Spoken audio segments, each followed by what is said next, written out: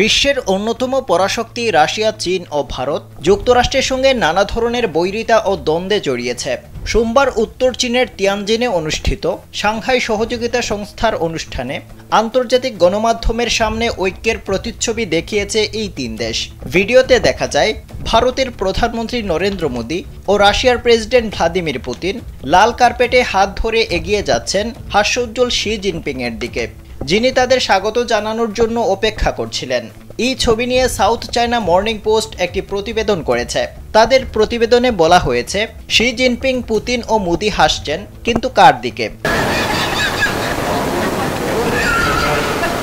মূলত তিন নেতা একত্রিত হওয়ার সময় এক অনুবাদক পুতিনের কথার অনুবাদ শুরু করেন, আমরা তিন বন্ধু বলে। কিন্তু শীর্ষ সম্মেলনের প্রেস সেন্টারের সম্প্রচার সংকেত বাকিটা অনুবাদককে পুরোপুরি ঢেকে দেয়। মোদির সময়কালে কয়েকবার হাসি ফুটে ওঠে এবং তিনি দুবার পুতিনের হাত ধরেন।